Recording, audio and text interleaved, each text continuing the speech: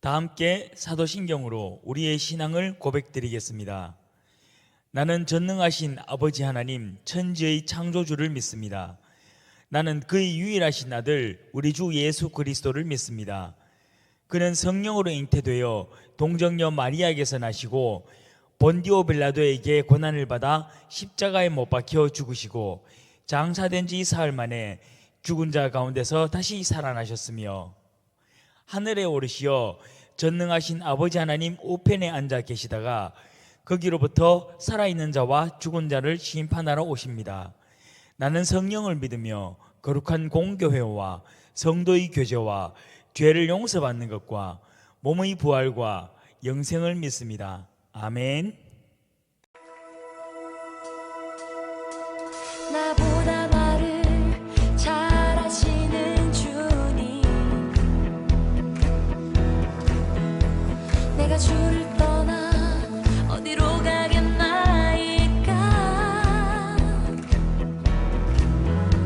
나 어딜 가든지 주의 손이 나를 인도하시며 주의 오른손이 나를 붙드시리다. 나를 창세전부터 계획하시고 지금까지 인도하시네. 하나님이여 주의 생각이 어찌 그리 보배로우신지요.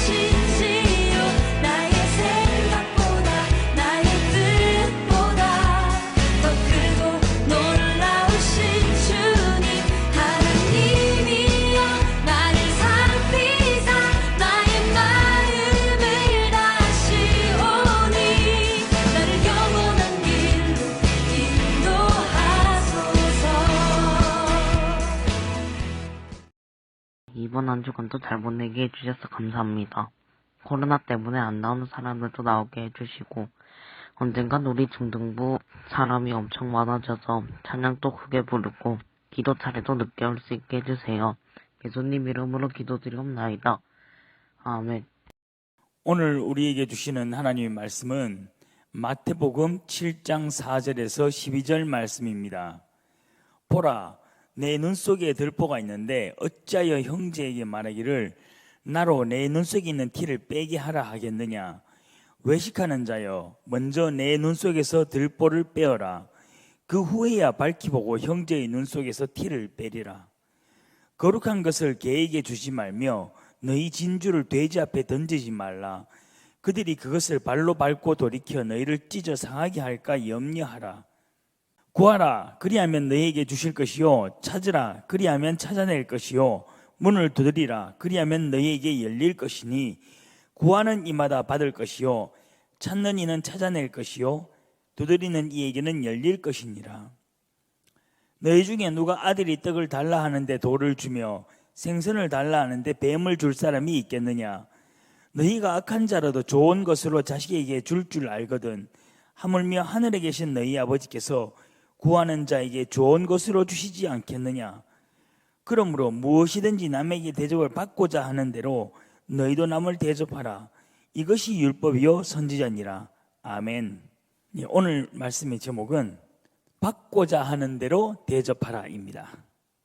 우리는 지난 주일 성경이 우리에게 비판하지 말라고 이야기한 의미를 세 가지로 정리하였습니다. 먼저 모든 가치 판단을 하지 말라는 의미가 아니며, 두 번째로 하나님께서 온 세상의 유일한 심판자, 주권자라는 사실을 우리가 기억해야 하며, 세 번째, 서로 용서하는 마음을 가지라는 의미였습니다. 오늘은 지난주일 끝까지 다루지 못한 4절과 5절 말씀을 먼저 함께 생각한 후에 이제 7절부터 12절까지의 의미를 함께 생각해 보고자 합니다. 보라, 내 눈 속에 들보가 있는데 어찌하여 형제에게 말하기를 나로 내 눈 속에 있는 티를 빼게 하라 하겠느냐. 4절에서는 이 티와 들보의 의미에 대해서 우리 눈에 보이는 형제의 잘못이 티이고 하나님께서 보시기에 우리의 허물과 잘못은 들보와 같다는 것을 우리가 지난주일 함께 이야기하였습니다. 그 이후에 외식하는 자여 먼저 내 눈 속에서 들보를 빼어라. 그 후에야 밝히 보고 형제의 눈 속에서 티를 빼리라라는 구절이 나옵니다. 들보를 빼내라는 것은 하나님 앞에 서서 우리의 모든 잘못과 허물을 벗겨내라는 의미입니다. 그런데 우리가 과연 우리 눈의 들보를 완전히 제거할 수 있겠습니까? 이것은 불가능하다는 것을 우리는 이미 잘 알고 있습니다. 언제나 우리는 우리가 하나님 앞에서 어떤 존재인가를 이미 잘 알고 있습니다. 우리는 하나님 앞에서 죄인일 수밖에 없는 그러한 존재입니다. 그러므로 우리는 형제 눈 속에 있는 티를 빼는 행위, 즉 형제의 잘못과 허물에 대하여 심판하고 그의 잘못과 허물을 깨끗하게 할 수 있는 자격 자체가 우리는 안 주어진다는 것입니다. 즉 우리는 물론 완전히 우리 눈 속에 들보를 떼어낼 수는 없지만은 그러나 우리가 먼저 해야 할 것은 이 들보를 제거하기 위해서 노력해야만 한다는 것입니다. 그러면 과연 이 들보를 빼내는 이 행동, 이것은 우리를 어떻게 생각해야 될 것인가? 이것이 바로 우리 각자가 하나님 앞에서 거룩해지는 훈련이라고 생각을 합니다. 우리 각자가 하나님 앞에서 거룩해지는 훈련을 성경은 성화라고 이야기합니다. 그리고 그것을 우리는 최근의 공과를 통해서 배웠거나 아니면 앞으로 배울 것입니다. 성화는 모든 성도의 거룩한 삶의 훈련이고, 그런데 이 삶의 훈련에서 가장 중요한 요소가 있으니 그것이 바로 기도입니다. 구하라 그리하면 너희에게 주실 것이요, 찾으라 그리하면 찾아낼 것이요, 문을 두드리라 그리하면 너희에게 열릴 것이니 라고 기록된 이 7절에서 말씀은 우리가 구해야 할 것이 무엇이고 우리가 찾아야 할 것이 무엇이며 우리가 무엇을 두드려야 할지에 대해서 구체적으로 이야기하지 않고 있습니다.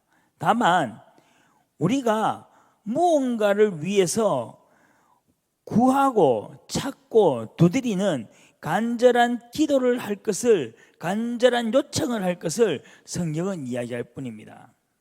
성경이 우리에게 무엇을 구하고 무엇을 두드리고 무엇을 찾아야 하는가에 관하여서 구체적으로 이야기하지 않았기 때문에 우리는 지금까지 우리 각자가 원하는 것 또는 우리 각자의 삶의 문제들에 대해서 기도를 해왔습니다. 그러면서 또한 무엇이든지 구하고 찾고 두드리라고 배워왔습니다. 그러면 다 응답받는다고 들어왔습니다. 물론 우리는 무엇이든지 하나님께 간구하고 요청할 수 있습니다. 그리고 이런 기도가 잘못된 기도는 결코 아닙니다. 이거는 반드시 우리가 드려야 하는 기도이면 분명합니다. 그러나 과연 우리의 기도의 생활이 이 7절 말씀이 이야기하는 구하고 찾고 두드리는 이것과 어떤 관계에 있는지 우리는 한번 생각해 볼 필요가 있다는 것입니다. 이 7절의 말씀을 7절부터 시작되는 하나의 단독적인 이야기로 생각하면은 사실은 무엇이든지 구하고 무엇이든지 찾고 무엇이든지 두드리면 됩니다. 그러나 1절에서 6절까지 이야기한 이 전체적인 말씀의 연결선에서 우리가 어떤 것을 찾고 두드리고 고민해 본다면은 전혀 다른 대답을 우리는 받을 수 있습니다. 이미 앞서서 1절에서 6절의 말씀이 우리에게 무엇을 이야기하는가를 깨닫는다면은 5절 말씀을 통하여서 우리가 무엇을 구하고 무엇을 찾아야 할지를 이미 알게 되었습니다. 우리가 구해야 할 것, 우리가 찾아야 할 것, 그리고 우리가 두드려야 할 것, 즉 우리가 하나님께 간구해야 할 것은 바로 우리 눈의 티를 없애는 것이고, 이것은 곧 하나님의 거룩을 닮아가는 삶이라는 것입니다. 즉 다른 말로 성화의 삶을 우리는 소망하며 구하고 찾고 두드려야 한다고 우리는 이야기할 수 있습니다. 성화를 위해서 우리가 무엇을 해야 할지에 대하여 우리는 끊임없이 하나님께 질문하고 또한 고민할 수밖에 없다는 것입니다. 그러면서 동시에 우리의 성화를 이루시는 성령 하나님의 인도를 우리는 끊임없이 간구할 수밖에 없을 것입니다. 또한 8절 말씀에서 구하는 이마다 받을 것이요 찾는 이는 찾아낼 것이요 두드리는 이에게는 열릴 것이니라고 말씀하고 있습니다. 즉 우리가 간구하면은 그 간구하는 모든 것을 하나님께서 주신다는 의미입니다. 또한 하나님께서는 우리에게 주실 때는 우리가 구하는 이상의 좋은 것을 주실 것이라고 11절에서 이야기합니다. 그리고 이 8절에서 가장 중요한 핵심은 바로 하나님의 응답입니다. 하나님께서는 우리의 기도에 대해서 침묵하지 않으시고 반드시 응답하신다라는 것을 이야기하고 있습니다. 우리의 성화는 결코 하루아침에 이루어지지 않습니다.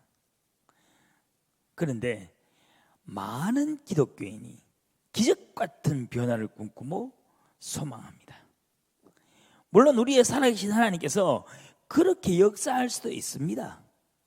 그리고 그렇게 역사를 일으킨 경우도 간혹 나타납니다. 그러나 하나님께서 가장 많이 하나님의 사람들에게 사용하시는 방법은 천천히 조금씩 그리고 매일매일 훈련을 통하여 변화시켰다는 것을 우리는 기억해야 합니다. 아브라함이 100세의 아들을 얻기까지 기나긴 시간을 훈련받았습니다. 모세도 무려 40년 동안을 광야에서 훈련받았습니다. 다윗 왕도 기름 부음을 받은 이후에 왕위에 오르기까지 엄청나게 오랜 세월을 훈련받았습니다. 그런데 이런 오랜 훈련의 시간이 있었지만은 성경이 이야기하는 그들의 변화를 우리가 말씀을 통해서 읽었을 때는 마치 단번에 이루어진 것처럼 보이기도 합니다. 그리고 그들은 단지 하나님과 마주했던 바로 그 순간 그들이 전인격적으로 단번에 변해버리고 그들이 과거의 삶과는 완전히 다른 변화된 삶을 사는 것처럼 보입니다. 그러나 우리네 보이는 그러한 순간적인 변화들조차도 실제로는 그들의 삶에서 오랜 기간 동안 축적되어 오고 오랜 기간 동안 하나님으로부터 연단을 받아온 그 훈련의 결과물이라는 것을 우리는 반드시 기억해야만 합니다. 더욱이 성화는 더 오랜 기간을 그리고 우리가 정말 마지막에 하나님 나라에 들어갈 그때까지 우리가 이루어가는 과정입니다.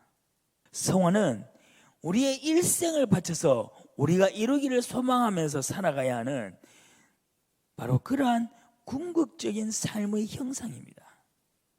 그렇기 때문에 우리는 이 성화에 대하여 끊임없이 구하고 찾으며 두드리는 삶을 살아야 합니다. 그러면은 하나님께서 이 우리의 간구에 대해서 응답하시고 우리 삶에서 정말 조금씩 변화되는 그 삶의 열매들을 우리에게 보여주실 것입니다.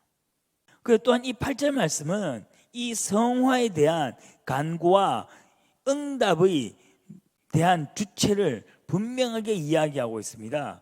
구하고 찾고 두드리는 행위의 주체는 바로 사람입니다.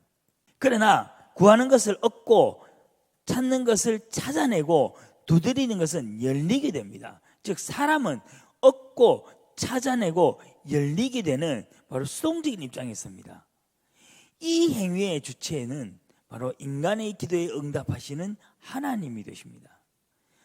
성화를 위해서 인간은 간절히 간구하면서 노력하는 삶을 나의 주체적으로 살 수가 있지만은 이 성화가 이루어지는 것은 오직 하나님에 의해서라는 것을 이 말씀을 통해서 분명히 이야기하십니다.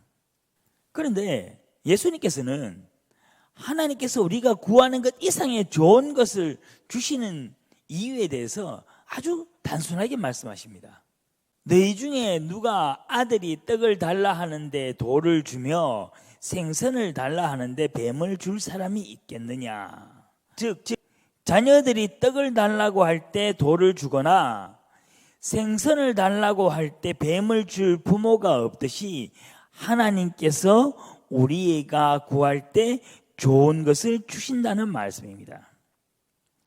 근데 여기서 우리가 조금 한번 가볍게 생각해보고 넘어갈 부분이 있습니다.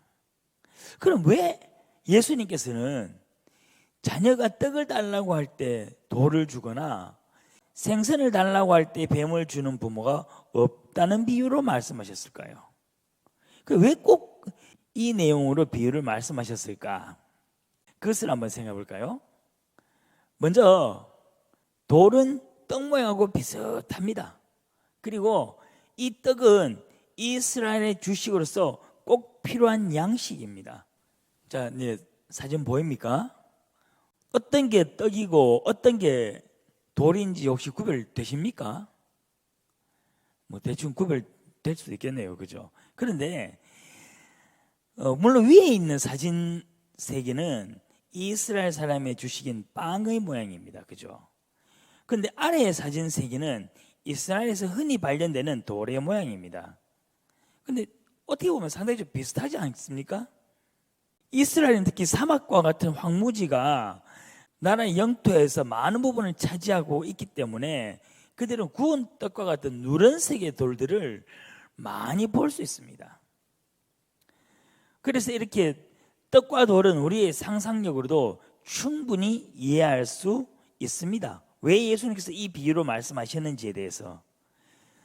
그런데 10절에서는 생선을 달라고 하는 자녀에게 뱀을 주는 부분은 없다고 말씀하십니다. 그럼 왜 생선과 뱀을 비유하였을까요? 생선과 뱀은 어떤 관계에 있다고 생각됩니까? 여기에 대해서 성서학자들에 따라서요, 어떤 학자들은 이 뱀을 물뱀으로 해석한 사람들도 있고 또 다른 학자들은 뱀장으로 해석한 사람도 있습니다. 그렇기 때문에 그 이유가 실제로 이스라엘 근방의 다른 민족들은 물뱀이든 뱀장어든 이것들을 요리해 먹었다고 합니다. 그런데 이스라엘 민족은요, 뱀은 물론이거니와 뱀장어도 먹지 않았습니다. 뱀장어는 모세의 율법에서 비늘이 없는 생선에 포함되므로 부정한 생선입니다. 그래서 뱀장어는 먹을 수 없습니다. 그러면 결국은 뱀이든 뱀장어든 약간의 차이는 있지만은 결국 먹을 수 없는 것들입니다. 그리고 이것들은 먹을 수 없는 것들 뿐만 아니라 가까이 해서는 안 되는 부정한 것들입니다. 가까이 해서도 안 되는 부정한 것을 배가 고파서 먹을 음식을 요구하는 자녀에게 줄 부모님이 과연 있겠느냐? 이런 의미에서 말씀하신 겁니다. 자녀가 먹을 것을 요구할 때 모양이나 색깔은 비슷하지만은 먹을 수 없는 것 또는 율법이 금지하는 그런 부정한 것을 주는 부모님은 없다는 말씀이시죠. 하나님께서는 이처럼 우리의 기도에 응답하신다는 것입니다. 최근에는 자녀를 학대하거나 유기하거나 이 정도를 넘어서서 심지어는 살해까지 하는 부모님에 관한 뉴스도 적지 않게 나타납니다. 그러나 정말 이런 것은 특별한 사건이고 특별한 어떤 경우입니다. 여전히 부모님은 자녀들에게 가장 좋은 것을 주는 분들이며 또한 이러한 사고가 보편적인 사고입니다. 그러면서 말씀을 계속 이어가십니다. 너희가 악한 자라도 좋은 것으로 자식에게 줄 알거든 하물며 하늘에 계신 너희 아버지께서 구하는 자에게 좋은 것으로 주시지 않겠느냐. 여기서 악한 자는 사회적 어떤 범죄자를 의미하는 것은 아닙니다.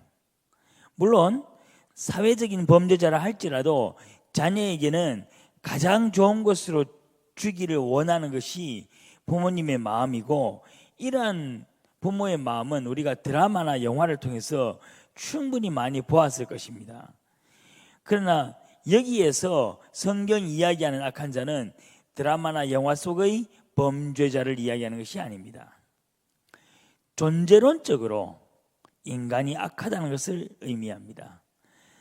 즉 절대선인 그 하나님과 비교를 하였을 때 인간은 악한 자라는 뜻입니다. 그렇기 때문에 이 악한 인간들도 자녀에게 좋은 것을 줄 줄 아는데, 과연 가장 선한 절대선인 하나님께서 자기에게 무엇인가를 간구하는 자녀들에게 좋은 것을 반드시 주신다는 의미이죠.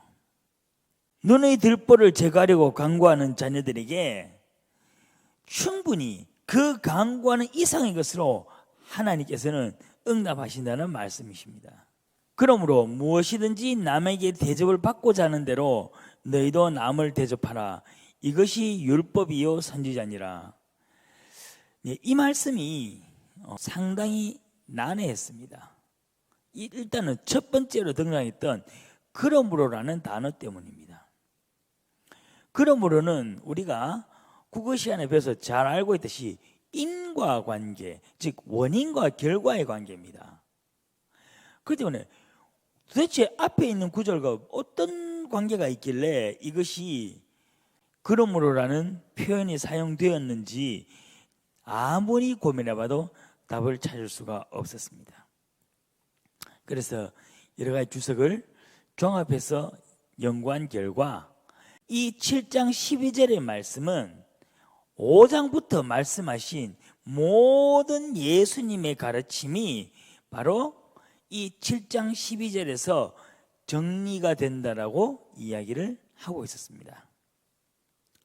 그래서 그러므로 이 단어는 바로 5장 1절에서부터 7장 11절까지 예수님께서 가르치신 모든 말씀에 대한 결론을 내는 것입니다.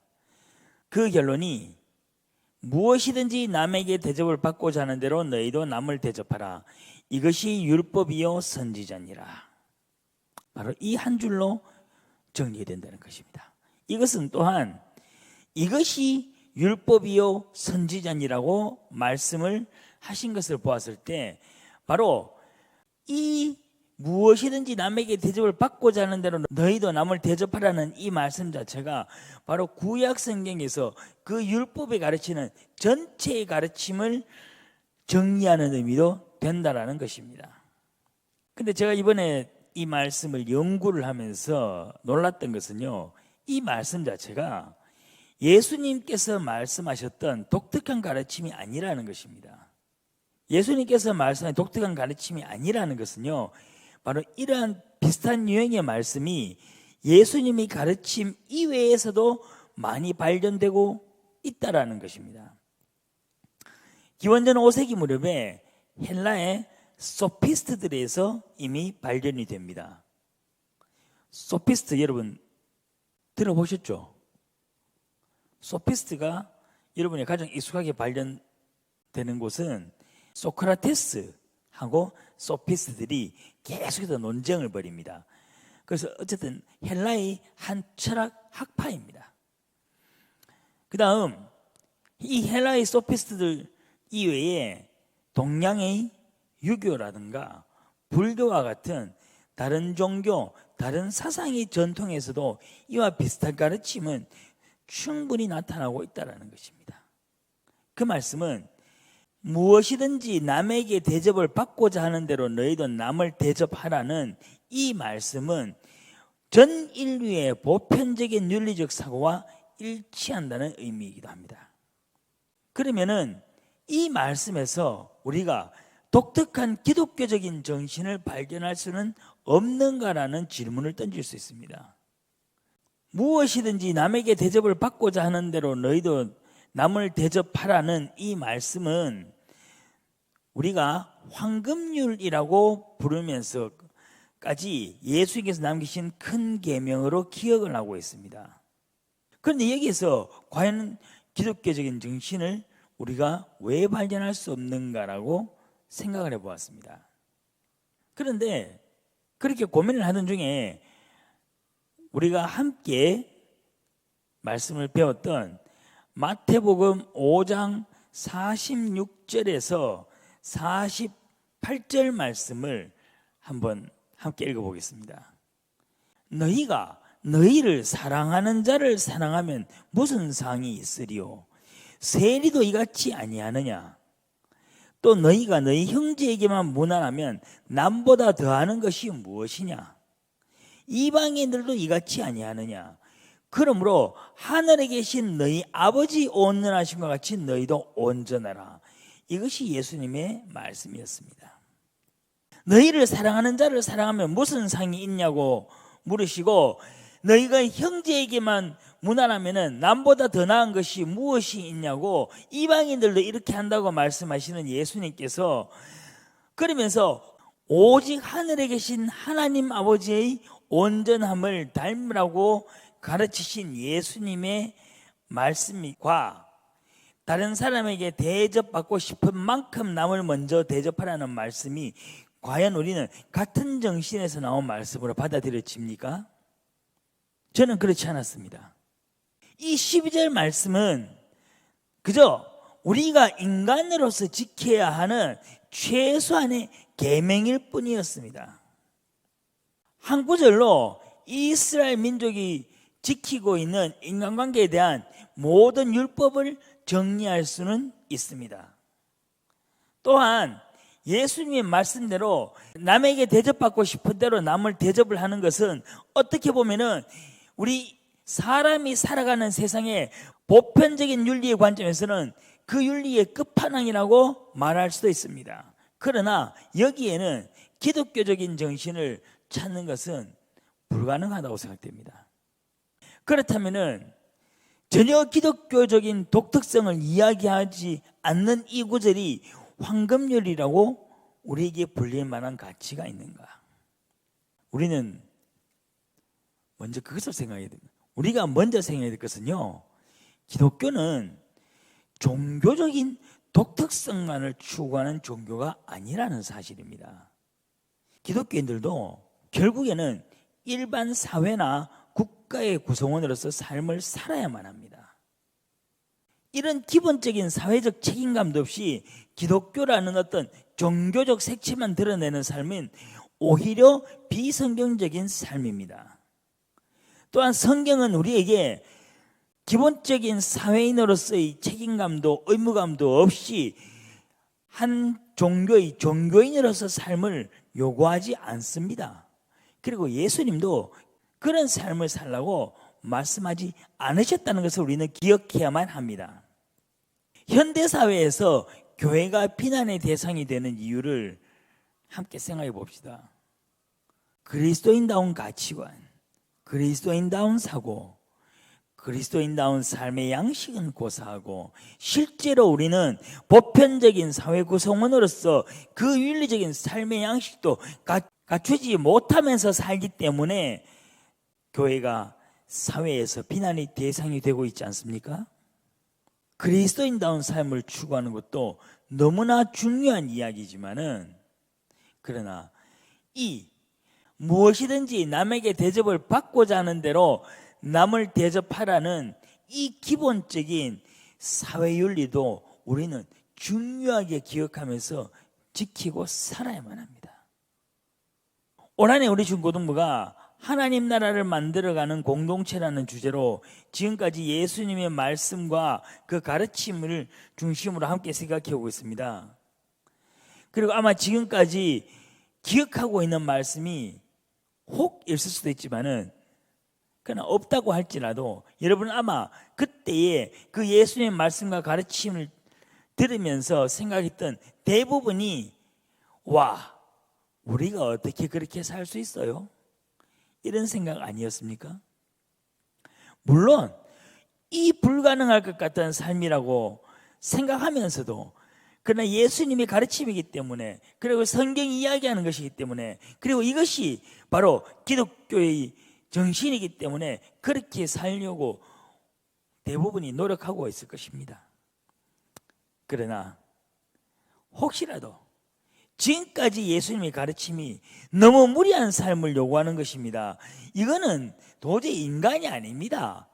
이거는 그냥 성경에 기록된 우리의 어떤 바라봐야 될 삶의 양식입니다라고 생각을 하신 분들이 있다면 적어도 오늘 12절 말씀은 기억하면서 그대로 살아가려고 노력하길 바랍니다. 12절 말씀은 모든 인류의 보편적인 삶의 윤리가 될 수 있는 말씀입니다. 남에게 대접을 받고자 하는 대로 너희도 남을 대접하라. 물론 우리는 그리스도인으로서 이 너머의 삶을 추구해야만 합니다. 그러나 우리가 그 이상의 삶을 추구하는 것이 너무 힘들다면 오늘부터 최소한 이 12절의 말씀대로라도 살려고 노력하는 우리 공동체가 될 수 있게 소망합니다. 다 함께 기도드리겠습니다. 하나님, 오늘 예수님께서는 우리에게 남에게 대접을 받고자 하는 대로 너희도 남을 대접하라고 말씀하셨습니다. 물론 이 말씀은 다른 많은 종교와 다른 많은 학문에서도 이야기를 하는 가르침입니다. 그러나 주님, 우리가 이 말씀에서부터 우리가 예수님의 말씀에 순종할 수 있는 우리가 될 수 있게 소망합니다. 지금까지 예수님의 말씀과 가르침이 너무나 우리의 생각에는 너무나 무리한 가르침이었고 너무 무리한 요구로 받아들여졌다 할지라도 정말 이 가르침에서부터 우리가 시작하여서 정말 예수님의 말씀을, 예수님의 가르침을 따라서 사는 훈련이 시작될 수 있게 인도하여 주시옵소서. 그래서 우리가 이 12절의 말씀, 무엇이든지 남에게 대접을 받고자 하는 대로 남을 대접하라는 이 말씀부터 우리가 시작하여서 정말 우리가 예수님의 말씀을 따라 살며, 그래서 앞으로 예수님께서 선포하실 그 좁은 길까지도 걸어갈 수 있는 그러한 우리 예배 공동체 될 수 있게 인도하여 주시옵소서. 이 모든 말씀 우리 주 예수 그리스도의 이름으로 기도드립니다. 아멘. 다 함께 주기도문 드리겠습니다. 하늘에 계신 우리 아버지, 아버지의 이름을 거룩하게 하시며 아버지의 나라가 오게 하시며 아버지의 뜻이 하늘에서와 같이 땅에서 이루어지게 하소서. 오늘 우리에게 일용할 양식을 주시고 우리가 우리에게 잘못한 사람을 용서하여 준 것 같이 우리 죄를 용서하여 주시고 우리를 시험에 빠지지 않게 하시고 악에서 구하소서. 나라와 권능과 영광이 영원히 아버지의 것입니다. 아멘.